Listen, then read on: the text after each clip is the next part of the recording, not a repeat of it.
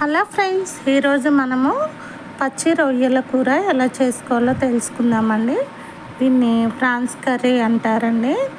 నేను ప్రాన్స్ని ఇలా శుభ్రం చేసుకొని తీసుకున్నానండి. ఇందులోనికి పచ్చివాసన పోవటానికి ఒక 1/2 టేబుల్ స్పూను పసుపు అండ్ 1/2 టేబుల్ స్పూను సాల్ట్ వేసుకొని వీటిని ఇలా వేయించుకోవాలండి. లేకపోతే కూర పచ్చివాసన నీసు వాసన వస్తుందండి, అస్సలు బాగుండదు అన్నమాట.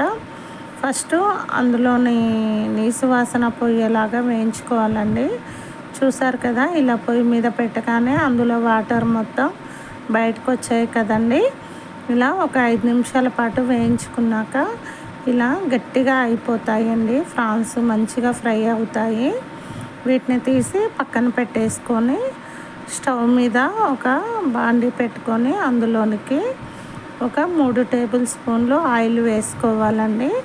ప్రాన్స్ కర్రీ ఎప్పుడైనా నాన్ వెజ్లోకి ఆయిల్ ఎక్కువే పడుతుందండి. సో ఇలా 3 టేబుల్ స్పూన్లు వేసుకున్నాక ఇందులోనికి ఒక పెద్ద సైజు ఒక 3 ఆనియన్స్ని ఇలా చిన్న చిన్నగా కట్ చేసుకొని వేసుకోవాలండి. ఆనియన్స్ ఎక్కువ ఉంటేనే ఈ కర్రీకి మంచి గ్రేవీ వస్తుందన్నమాట. ఆనియన్స్ తప్ప ఇంకా వేరే ఏమీ వేయమండి ఇందులో. సో ఆనియన్స్ కాస్త ఎక్కువ ఉంటేనే బాగుంటుందండి. ఇలా వేసుకొని ఆనియన్స్ కాస్త వేగేలాగా కలుపుకుంటూ వేయించుకోవాలండి, లేకపోతే ఆనియన్స్ మాడిపోతాయి. ఇలా కలుపుకున్నాక ఒక కట్ చేసి పెట్టుకున్న ఒక 3 పచ్చిమిరపకాయలను వేసుకోవాలండి. పచ్చిమిర్చి కూడా వేసుకొని వాటిని ఆనియన్స్లో కలిసేలాగా ఇలా కలుపుకున్నాక అందులోనికి ఒక టేబుల్ స్పూన్ అల్లం వెల్లుల్లి పేస్ట్ వేసుకోవాలండి. అల్లం వెల్లుల్లి పేస్టు కొంచెం ఫ్రెష్గా ఉంటే చాలా బాగుంటుందండి కర్రీ. చూసారు కదా, అల్లం వెల్లుల్లి పేస్ట్ వేసుకొని అది కూడా బాగా పచ్చివాసన పొయ్యేలాగా కలుపుకోవాలండి, లేకపోతే బాగుండదన్నమాట. ఇలా అల్లం వెల్లుల్లి పేస్ట్ కూడా ఆనియన్స్లో బాగా కలిసేలా కలుపుకున్నాక 1/2 టేబుల్ స్పూను పసుపును వేసుకోవాలండి. ఎందుకంటే నేను ఆల్రెడీ ప్రాన్స్ ఉడికించేటప్పుడు నేను పసుపును వేసానండి. సో ఇందులోనికి 1/2 టేబుల్ స్పూన్ వేసుకుంటే సరిపోతుందండి. చూసారు కదా, 1/2 టేబుల్ స్పూన్ పసుపును వేసుకొని అది ఆయిల్లో బాగా కలిసేలాగా కలుపుకోవాలండి. ఇలా కలుపుకున్నాక అందులోనికి మనము ఆనియన్స్ కూడా కొంచెం గోల్డెన్ కలర్కి వచ్చాయి కదండి. ఇలా అయ్యాక ఇందులోనికి మనం ఉడికించి పక్కన పెట్టుకున్న ప్రాన్స్ని వేసుకోవాలండి.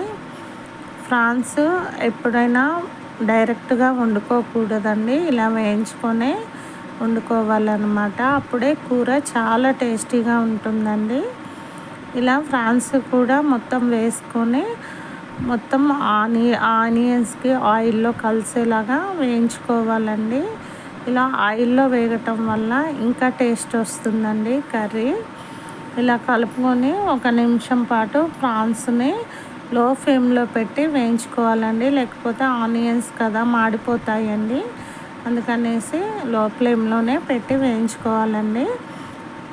ఇలా ఒక 2 నిమిషాల తర్వాత చూసారు కదా, ఆయిల్ పైకి తేలుతూ ప్రాన్స్ కూడా కొంచెం కలర్ మారాయి కదండి.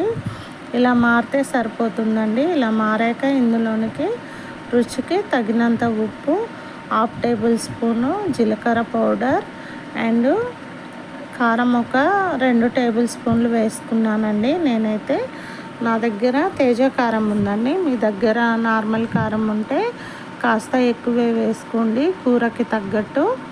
అలా వేసుకొని బాగా మసాలాలు అన్నీ ప్రాన్స్కి పట్టేలాగా కలుపుకోవాలండి.